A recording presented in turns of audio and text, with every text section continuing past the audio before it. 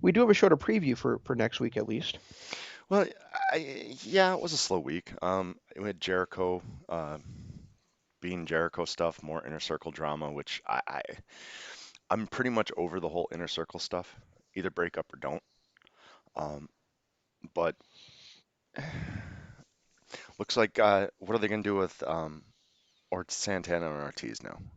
Right, exactly. We're on exactly the same wavelength. So I wanted to say too is, you've got this great tag team that a lot of people, I don't agree, but a lot of people think are the best tag team in the world coming in, right? Right. And we're talking about now uh, a year and a half ago almost since they came into the promotion. It feels like they've wrestled like a handful of matches in that time, and they're Jericho's heavy hitter tag team, and now they lose a match between two other ad hoc tag teams, and now they're not the tag team that gets a challenge for the tag titles or be the tag team of the inner circle going forward. So what's the fucking point of them being there? Exactly. It just makes no sense to me. Is this where's the storyline go? Are they breaking up Inner Circle? I'd heard rumors that there might be a ousting of Jericho and Sammy becoming the leader, or even MJF becoming the leader. There's just I don't know. I don't know where Well, this is going. It's it just kind of has to be going there at this point, doesn't it? And I mean, if it doesn't, at least it's going to lead to a fight between Jericho and MJF at Revolution for who's actually in charge, right? I mean, otherwise, what the hell is the point of all this? And honestly, it's taking way too long. it is. I mean, I would have thought All In last year would have been the end of this storyline. Was it all? No, it wasn't all when they faced each other off at, was it? It was Full Gear, right? Yeah, So I it mean, was Full Gear when MJF became a member. right. So I would have thought the storyline would have been done with by, well, All Out last year. Because he's been a member of the Inner Circle now for what, a year? Close to a No, year?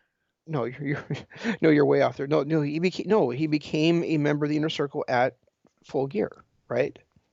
All Out was before Full Gear. Wasn't All Is Out it? where Jericho took on Orange Cassidy? So it would have been. Oh yeah, you're right. You're So, right. but still, I mean, he's been trying to become a member slash a member of the inner circle for about 4 months now, and it just feels like. I Well, no, let's see. So um, Full Gear was November 6th, right? Because it was 4 days after the election. So it was November 6th. We're at January 24th right now. So it's been almost 3 months. He'd been trying for like 3 weeks before that to become a member. So it just feels like this has just been going on forever. And we never get any like real forward progress going on in Yeah, this I thing. remember what I was thinking now is I was thinking that it was too early at Full Gear to have the Jericho MJF match. He should have gone through the Inner Circle Hmm. and worked his way up like Moxley did. Um, but I mean, with all the Yeah, backstage yeah, but promos, but remember two different goals with two people. One guy wants to join an organization, the other guy's trying to tear it down. right. So. Well, I mean, with all the backstage promos and everything, and MJF kind of being the team leader and getting everybody on page and all this stuff, it feels like Jericho is on his way out, and MJF's going to end up taking over leadership, which I don't know how that's going to sit with Sammy. Yeah, but Sammy did this week he did say um when MJF went to give him a fist bump, He said we're he not there didn't yet. he didn't he didn't say like I hate you or you're terrible or he said or I'll never do that. He said we're not there yet. Yeah. So So so who it knows? right. But it just, and there was a lot of criticism on Jericho this week for his ability in the ring. Come on, the dude's 50 years old. Maybe he should stop trying to do things like the lion salt, Hmm. because that was disastrous. But, and he really showed how much slower he is than the 20-year-olds in the ring.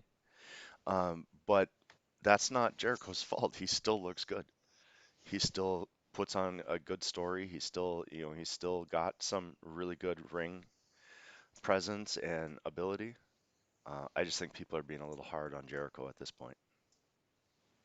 Yeah, I mean he's going to do the lion song because it still pops the crowd. So until he can't do it at all, he's probably going to keep doing it. I That's it's still it's still one of his trademark moves he can do. Yeah, it's true. He did look, this one looked a little bad. Like this one, I was scared he was going to fall on his head. And the Codebreakers look bad for years. Let's be honest. Yeah, Codebreaker has never been one of my favorite moves. When he debuted that, I was actually upset because I wanted anything but that. Yeah. Because it just never, it's a reverse lung blower basically, or what do they call it, a face buster. Yeah. The what what was what show was I want to say it was NXT I was watching where somebody hit a lung blower and they called it a reverse code breaker. And I'm like, no, that's not a reverse code breaker. That's a lung blower. If it was reverse code breaker, It would have been the how would back that of the even head. look? Would it be like you were like switching your knees around to the other side? I have no idea how that would even look. But Yeah, at least they're giving credit to owners of moves because I've been, yeah, upset about the fact that they don't call it Death Valley Driver or Spicoli Driver. Even though every other organization does. right. Um, and this episode wasn't a bad episode. It had some decent matches and things like that. That little Spitfire, what's her name? Legit Layla or whatever. Oh yeah, I really enjoyed her. Yeah, she's. I've seen her now 3 matches, and all 3 matches she's impressed me. So I enjoyed her on this card. And as much as Doesn't she kind of look like a mini me of Ronda Rousey? yeah, yeah. I was actually thinking her move set, she almost looks like Natalia without that really awkward upper torso. Yeah, I don't know. I guess from what she based on her outfit and also her body style, to me she looks like Ronda Ronda Rousey. Rousey. Yeah, now that you Yeah. say that, I kind of agree with you there. But as far as Dynamite goes, it was a decent show. They're not going to hit it out of the park every single week. And wrestling's for everybody's got a different cup of tea. Some people might love the inner circle drama. Personally, I'm getting tired of it. I just don't know how this works with Santana and Ortiz going forward. No, I don't. I mean, and I do think that I do understand intuitively, like you and I just talked about that. The reason for Jericho and MJF to be um I guess their tag team going forward would be to drive drama between the two of them for leadership of the stable. I do understand that, but you could have done that same kind of drama. It doesn't have to be in a tag team title match. It could be in this match right here, Right. leading to the breakup. I mean, Revolution can't be that far away, right? Isn't it? It's in Isn't it? February. It's in February, right? So it can't be Yeah. that far away from now. Well, it's after beach break, and that's in 2 weeks. That's fair. Yeah. Um, So maybe the tag title match will be in at Beach Break between. God, and I can't even well, imagine that being a good match between. No, can you even imagine that being a good match? Jericho and MJF teaming against um the Young Bucks. it's not going to be. They're not going to be teaming against them. What this match was who was going to be the lead tag team going after the titles, which means they still have to get some wins to even be considered, you know, in contention. They're building the Young Bucks versus SCU um, for whatever the next pay-per-view is, whenever that Okay, is. okay.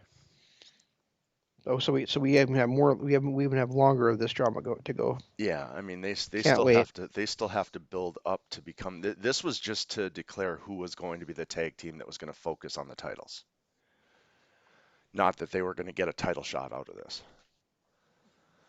Um, the Sting drama is also something that's also getting to me. It's like you have to devote a segment to and announce a segment of Sting congratulating Darby Allin Right. And basically what on that on on, was, on on being the TNT champion when he's been the TNT champion for 2 months now. basically all that was them setting up a cinematic street fight to for Sting's in-ring return. I realize that, but but you get my point, right? They could have done it some other way. Yeah. It didn't. I mean, like, why do we care that, I mean, you're right. I thought that was weird too, because Darby Allin's been the TNT champion for what, 3 months now, 2 months now? something like that. Yeah. Well, yeah, since November 6th, so And it's almost 3 months. and it's weird that Sting's going to publicly congratulate him on retaining the title when he probably should have done something in November when he won the title. Exactly. Yeah, I mean, I guess technically Steve didn't return until December 2nd or 3rd or something like that, right? So Right. I guess technically you couldn't have done necessarily done that, but I mean, it's still a it's still a weird situation. And it was also weird when you know, Taz comes out and says that the whole reason they were, that match didn't go their way was because Sting came out and interfered with a bat. And, I'm sitting there thinking the whole time before that, wasn't Ricky Starks getting involved and got kicked in the balls, and wasn't Taz punching people and things like that? Yeah, It, it Taz, it's perfectly okay for for Taz's faction to interfere, but if somebody interferes with if somebody messes up his plans and stops the interference, then clearly that's that person's fault that that his stable didn't win a match. it's kind of that his whole little promo there was almost as annoying as the Moxley got screwed out of a title because of the gentleman's agreement. It's a similar thing where because they still are talking about how Moxley got screwed out of a title. Right. And it's like, wait a minute, he was the one that introduced the barricade and the chairs to begin with. Yeah, and that's what I was keep thinking about it too. Is they're like what after what Omega did to Moxley, Omega hit Moxley with a microphone in the face. Yeah, didn't damn near break his neck by throwing him into a barricade. So it's so lame. It really is. I don't get it. Yeah, I'm right there with you too. That's one of those where they're just not even thinking about logic holes. They're just going with it, saying Moxley screwed in. And at this point, Moxley wasn't screwed out of the title. Let's face it. He tried to end the match before that with his um, paradigm shift into the barricade that damn Right. near broke Kenny's neck. Yeah.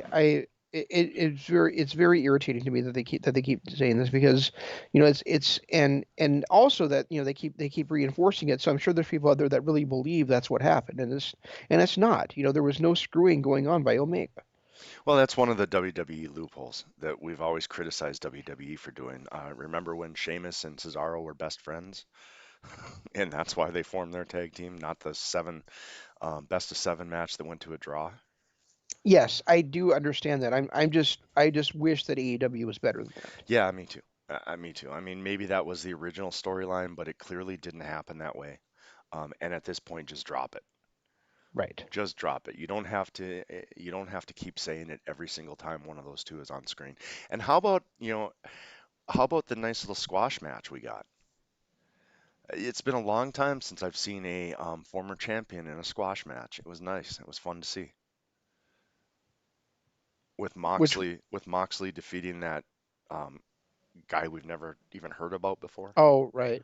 Okay.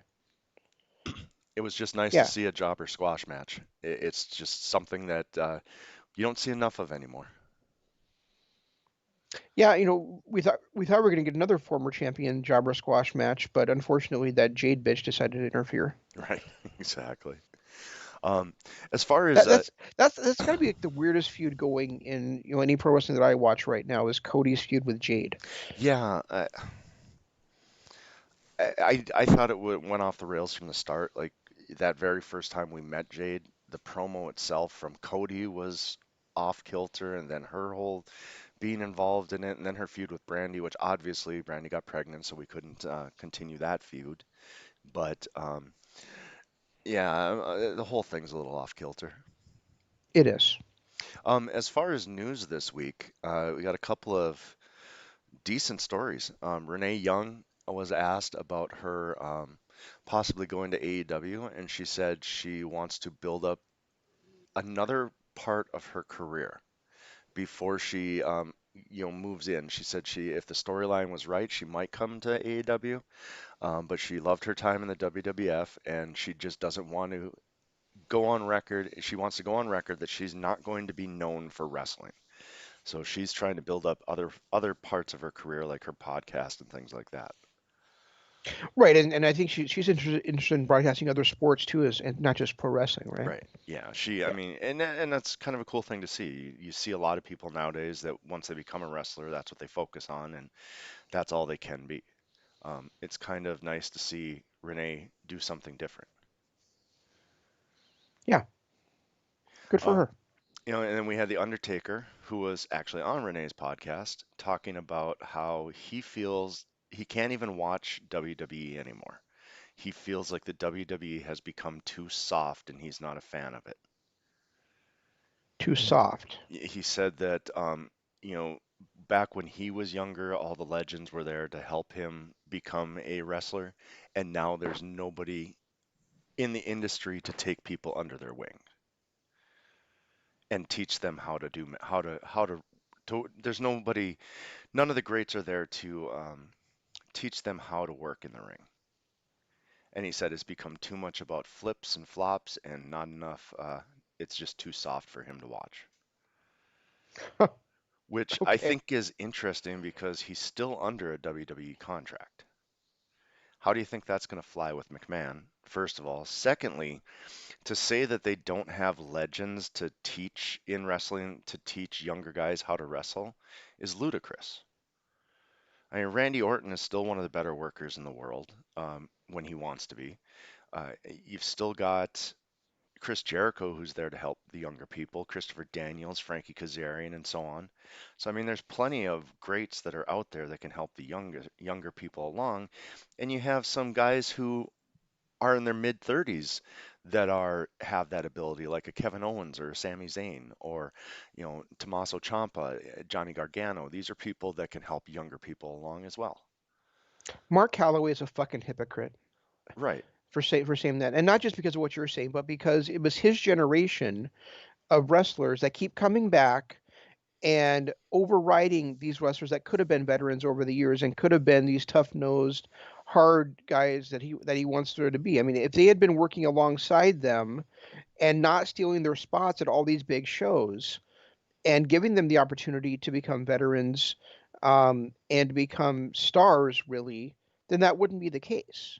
You know, I guess I understand what you're saying about Randy Orton and stuff, but I mean these guys should not have been coming back only to put on these big spots. They should have been coming back to work with the young guys, more, or really these, we had a full generation of guys that didn't get a chance to work with stars because They were being held um, down by the they're being greats. held down by them. Yeah, I mean, and Undertaker, he's one of the guys that held down CM Punk twice. So I mean, Right. he's a fucking hypocrite for saying that kind of bullshit. Well, and not just that. I mean, you could have let your streak go to somebody um, other than Brock Lesnar. When Roman Reigns defeated him, could you imagine looking at how great Roman Reigns is right now as a heel? Could you imagine had he gotten that 4-year run, 4-year start? Because it felt like they were, after he beat The Undertaker, it felt like they were priming him to be a heel then. Yeah. And then they left turned, and then of course The Undertaker comes back and beats more people, so it just kind of pushed down the whole thing that that Roman Reigns did, you know. And another guy too that's still not too old is AJ Styles. He's another guy that working with people. It felt like it was more disrespect to the people who are great now and can still work with the younger talent than anything else. Yeah, that's very true. The other thing I would say about that is that there's also a couple of guys that, um, well, there's a couple of guys that one guy got injured and wasn't able to keep wrestling. The other guy just left to become a big movie star, and good for him. That were part of that generation as well. That just that weren't able to be around. And then you also had a fourth guy, in or third guy in Mick Foley, who also got in, also was all beaten down by what he had done in the ring to even get to the WWE, Right. that wasn't able to perform as well. So I mean, there's a couple of things at play here that I think wasn't there in previous generations. Well, but people like Mick Foley and Austin don't come back to do those one-off matches. People like The Rock, I mean, he came in and embarrassed Eric Rowan in 8 seconds. Which pretty much buried anything that Eric Rowan would have done after that. I can't remember who it was, but somebody did that. I think it was Hogan did the same thing to Baron Corbin when Baron Corbin was at. No, it was The Rock. It was The Rock again against Baron Corbin. Baron Corbin was finally getting to that point where he was considered at least a decent wrestler and he was getting some following. And then The Rock comes in and just um, rock bottoms him pretty much to the bottom of the card again. And then, Right. of course, what The Rock did to CM Punk. And I'm not saying that it's The Rock's fault. I mean, The Rock left in his prime, and good for him. He found another course of another thing to do. But it is booking decisions like that that are the reason why we're not creating new stars because you get somebody that's starting to get a little bit of momentum, like a Baron Corbin or an Eric Rowan, and then you have a legend come in and just decimate them. Happens a lot with Hogan, happened with The Rock more times than I can count. Every now and then you have Austin show up to stunner some guy and he's never the same. Yep.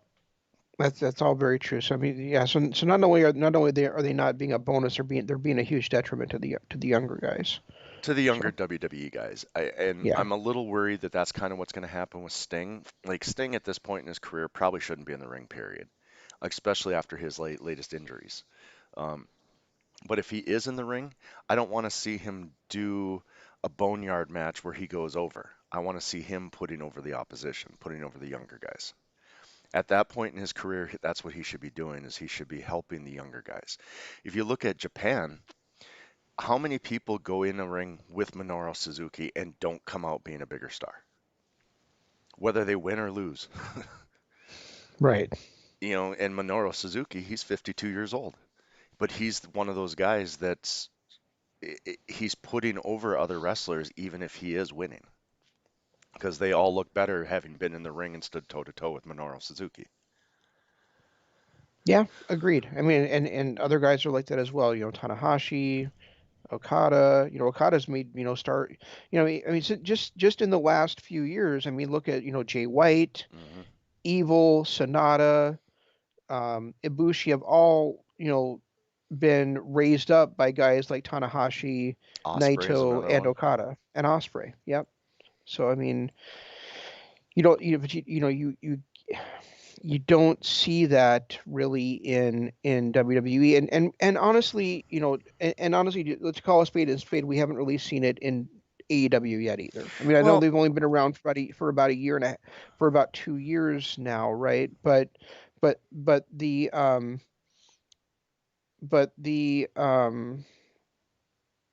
what was I going to I say? will give credit to But Jericho. I mean but I mean we haven't really seen. You're gonna okay, go ahead. What are you giving credit to Jericho Orange for? Cassidy. Orange Cassidy was a much bigger star after he came out of his feud with Jericho. And Jericho put him over as much as he could. I will give Jericho credit for that. Okay, that's fair, but does but is Sammy a bigger star for hanging with Jericho? Not really. Does Hangman Page feel like he's as big a star now as he was when he came into the promotion? No. No, he doesn't at this moment. I mean, maybe he did 4 or 5 months ago, but right now he just feels like he's completely in limbo. Hmm. And you know what? And I want to quantify that by saying that maybe for people that watch um, being the elite, that's different. Because it really feels like a lot of the stuff going on with Page right now is on being the elite and not on Dynamite. So maybe I'm just not part of the cross section that's seeing the evolution of Hangman. But I mean, this stuff with Dark Order to me has just been a big waste of time for him. Um, and then Darby Allin, yes, he's become a star, but it feels like there's a lot of start stop for him even. Same thing with Ricky Stark. Same thing, and I mean, we saw, Kip Sabian. If he feels like he has very little direction, I mean, it just feels like. I mean, and then Private Party's got the stuff going on with Matt Hardy as well, and maybe we'll see where that goes. But it just really feels like in the last 2 years, for a promotion that I really felt was going to push forward the young people of the industry that has not really happened. Well, and you look at the missed opportunities. Matt Hardy with Sammy. The fact that Matt won that feud. We talked about this a while ago. It's like, yeah, I get it. He's a heel, and heels don't normally win feuds. But when you're a guy like Matt Hardy, who is literally at the tail end of your career, putting over Sammy Guevara would have been the way to go. And ever since that feud with Matt Hardy, Sammy's kind of dwindled. He's just kind of there fluttering in the middle of nowhere. Yes, something might be going on with the inner circle, but it's not really focused around Sammy. And um, he's really been, after his feud with Matt Hardy, really kind of been an afterthought. And same thing with Jungle Boy. Jungle Boy got pushed for a little bit, and then so did Scorpio Sky. Jesus, has Scorpio Sky been on TV in 6 months? Not Kip much. Sabian had that nice run, then he got engaged to Penelope Ford, and again, another guy. I don't think he might be on Dark, but I haven't seen him on Dynamite other than being Miro's, um, you know, shadow for months. It's been months.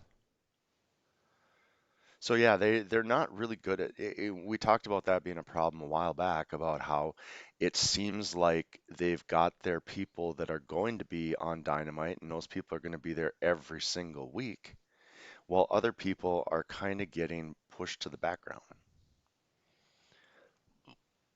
Yeah, and that's how I kind of feel too. I mean, we did see the Acclaim come in for a few weeks, and they were, but that was only for like for their title shot against the Bucks, and then they've kind of disappeared as well. And I and what's that other team that Top Flight? You know they got to they got to hang out with their hero Matt Sydal for some reason. Right. Yeah, for 1 week, and then when are we going to see them again? Yeah, exactly. So I mean, I do think that there's not been a real the two big U.S. promotions right now are not very good at building stars. I think that they have hit and miss. Like I think NXT is good at building stars, but once they go to Raw or SmackDown, they're just nothing. Um, and I think that AEW has had moments where Orange Cassidy is a much bigger star than he was when he first came in. I will admit, thought he was a joke, but then his performance against Pac and every other match he's been in, I get why people love him now. Yeah, but we're talking about one guy, Jeff. And Darby Allin was built up from nowhere. Uh, I don't know if they're going on Okay, so longer. so so So yes, two guys. Darby Allin was built up for nowhere, but didn't it take longer than it should have for him? I Be- I be- don't Because because because remember when we saw him at his first Fighter match. Fest? Yeah, we were like, that guy's a star, Yeah, and I remember saying that guy is what Jimmy Havoc wishes he was. right? And that was my take on it. And yeah, it probably took a little longer than it should have, but I'm okay with a young guy coming in out of nowhere and building up for a couple of years. I mean, if you look at it, Jay White did the same thing. It took him a couple of years to become that massive star that he is now. Yeah, but I feel like it took but I also feel like it took longer for him to become a star because Cody wanted to be the first TNT champion.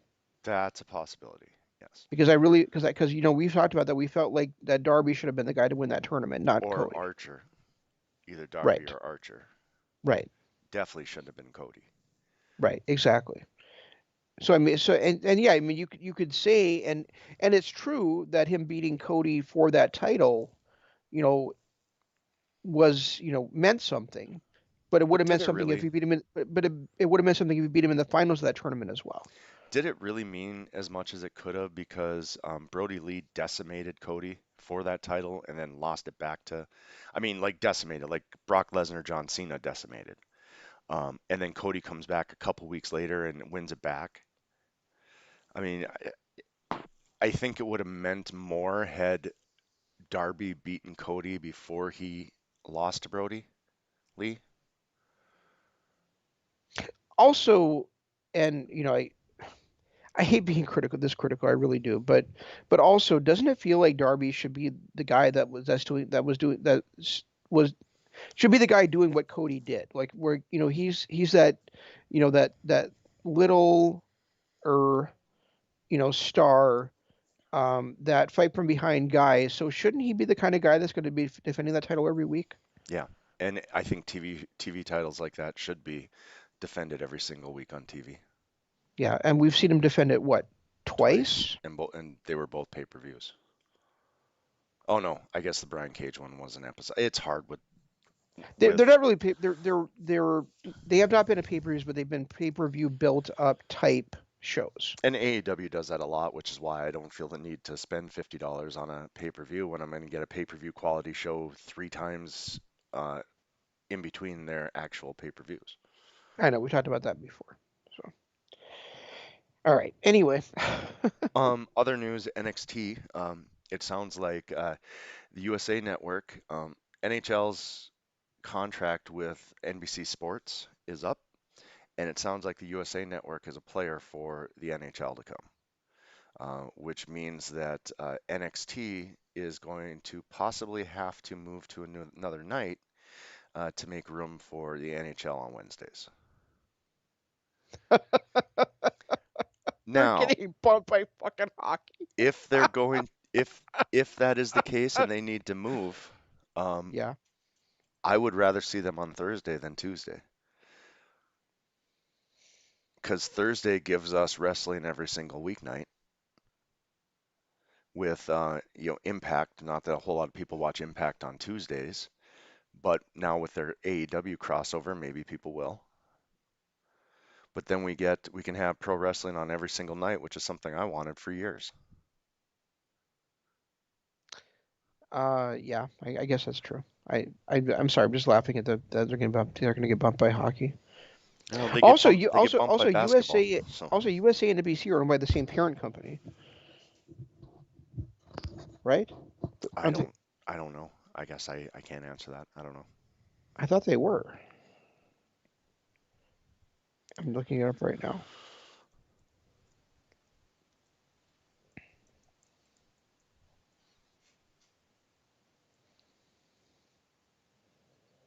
Oh, Yep, it's NBC's. owned by NBC Universal. I see. The NBC is shuttering. Actually, this says NBC is shuttering their sports network to move events over to USA and Peacock. Okay, I didn't know there was an NBC Sports Network. To be honest with you. Yeah, it's been around for a few years. It's where hockey's been for the last, I think, 3 years. Well, that makes sense then. Okay. I mean, I'm sure Raw is safe on Monday nights. Um, Usually, hockey nights are Tuesday nights. That's always been it's always been the big Canada hockey night is out usually on Tuesday nights. Well, then what difference does it make? That I don't get it. But But the report I heard this morning was that if it comes to fruition, that NXT will possibly move into either Tuesday or Thursdays. okay. So anyway, that's pretty much all the news that I have. Um, I watched, and I know that I know you said you didn't get a chance to, and you couldn't get it I to tried stop to. glitching for you. But you know, sometimes I don't like watching every Road 2 show. I'll say it that way. But sometimes, these cards come up and I look at them and they just look like they're going to be a lot of fun. So I want to, watch them. And this one actually turned out to be, quite a bit of fun. Yesterday morning for you and I, or the night before, yesterday night for Japan, or we got Doki and Minoru Suzuki taking on Jado and Gato, which is a fun little tag match to open up the show.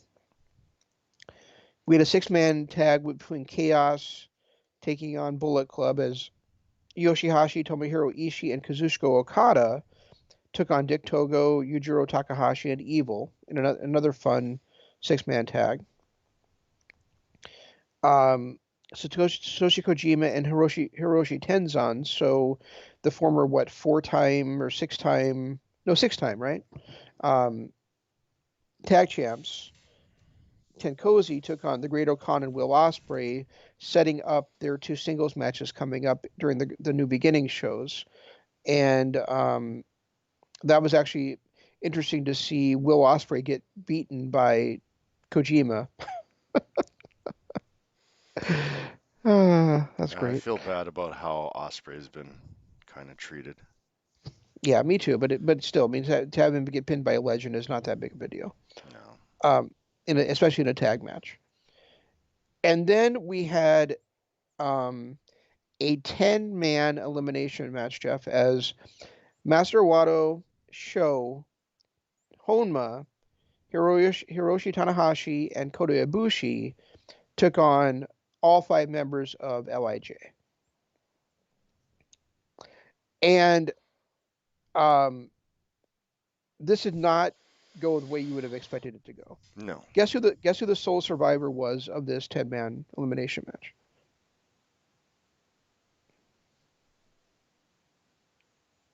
How did it go?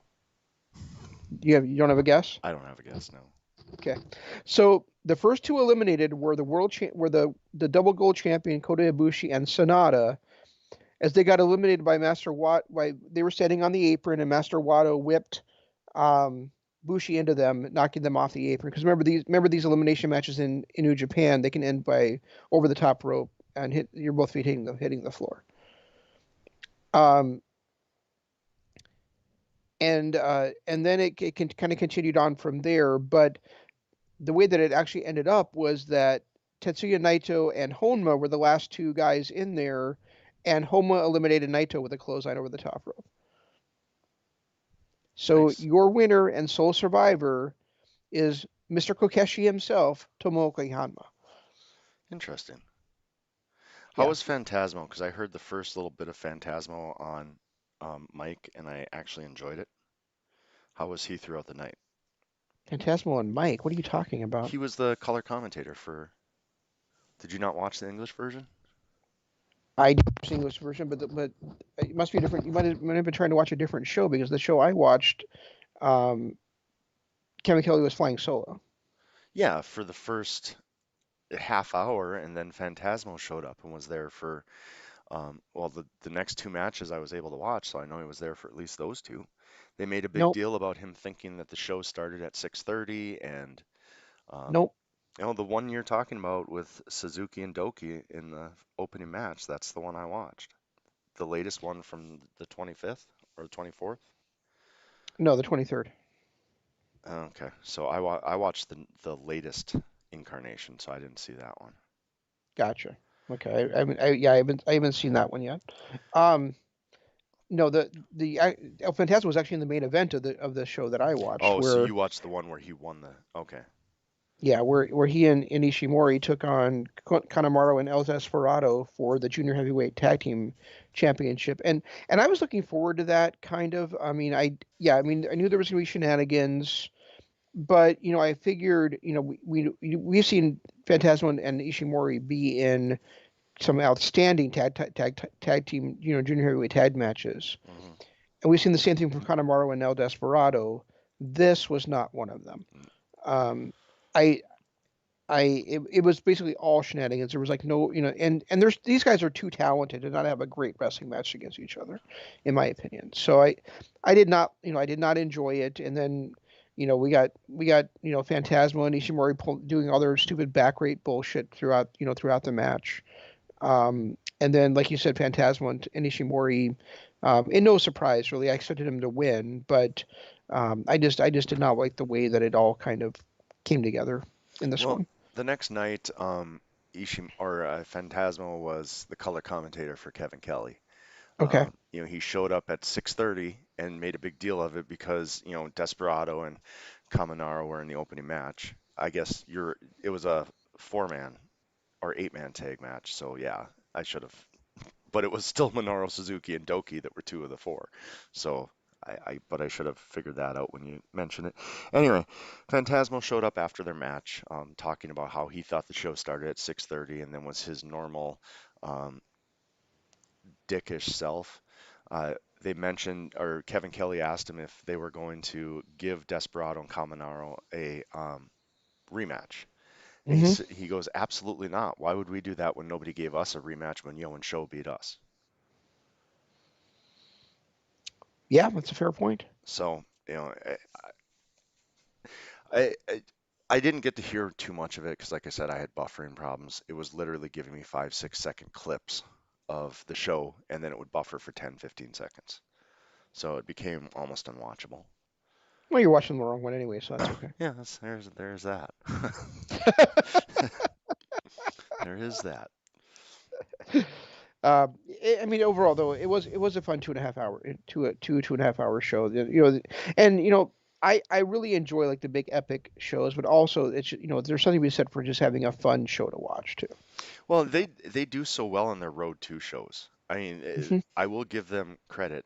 Yeah, the one I watched was um, the 24th, but they do such a great job on their Road 2 shows because everything's, a six-man, eight-man tag. Like I hate those in the actual shows, but during the Road 2 shows, I don't mind them because they're actually building to the matches through those Right. eight-man tags, six-man tags, and whatever. So I've never been upset about those. And they usually do throw a pretty decent title match as the main event, or a pretty decent grudge match as the main event, which they did obviously in that one with the tag team titles.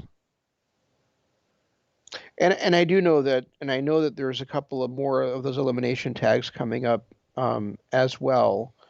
With Bullet, I think one of them Bullet Club is taking on um, Chaos, and one of them Bullet Club is taking on Suzuki Gun coming up. What I got out of this is that Suzuki-gun is in a feud now with Bullet Club.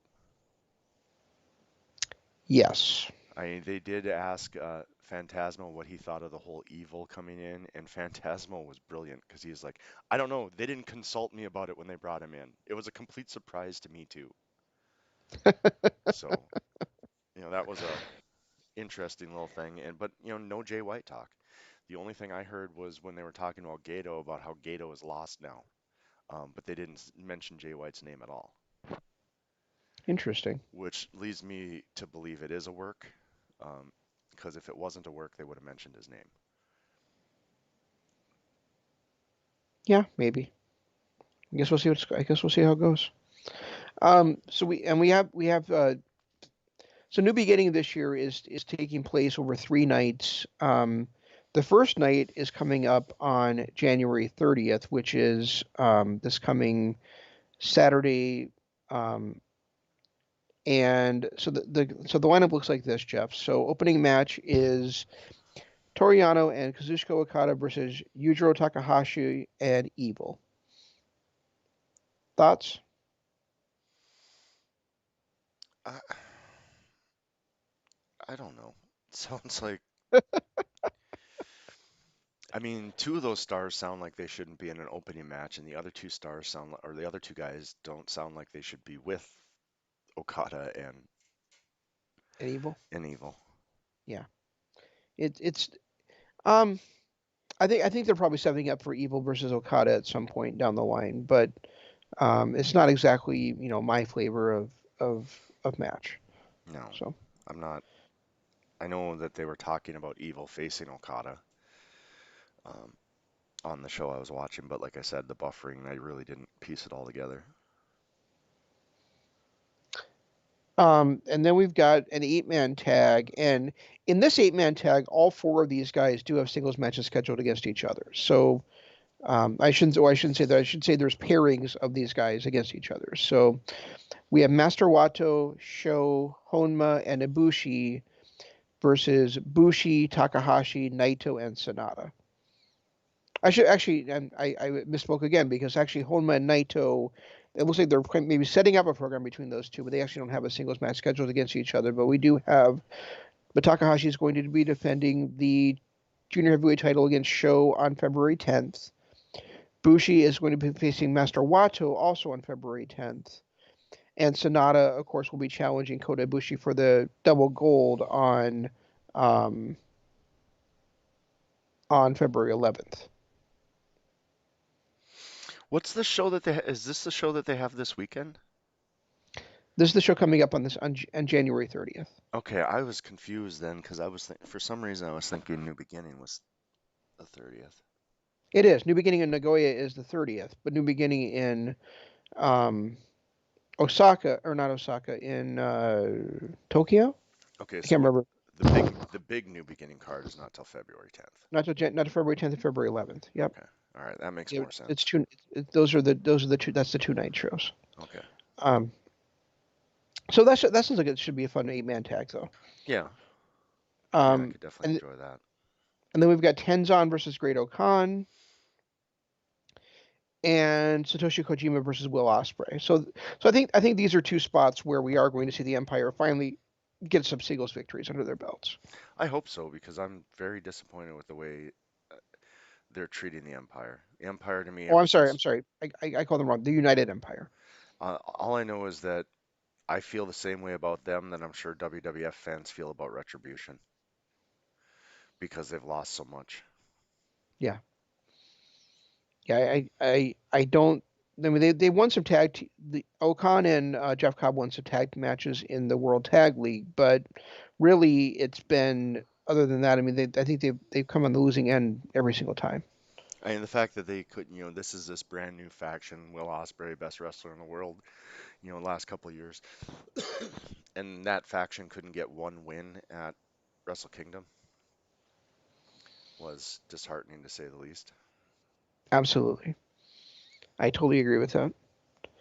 And then, yeah. So I mean, hopefully, but I do think Kojima and Tenzan are both guys that are going to lay down for these guys. Yeah, more than likely. So, um, and and it's especially true of Great Okan when he was undefeated. Like what was he 63-0 in Rev Pro, and then he comes Something into like New that. Japan and can't win a match. Yeah. And Shingo, I mean, they treated Shingo like he was the second coming when he came into NJPW. I mean, he went on like a year and a half winning streak, something like that. Yep, yep. He did not get pinned for like the first year and a half he was there. That's correct.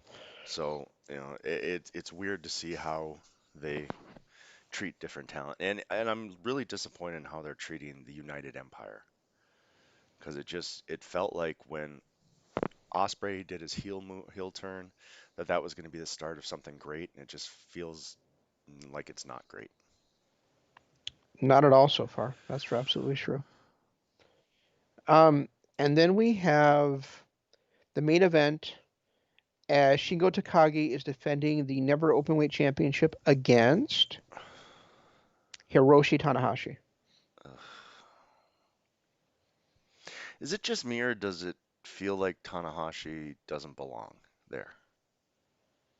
Well, Shingo is trying to raise the profile of both himself and the Never Openweight Championship, and so he challenged Tanahashi to be his challenger.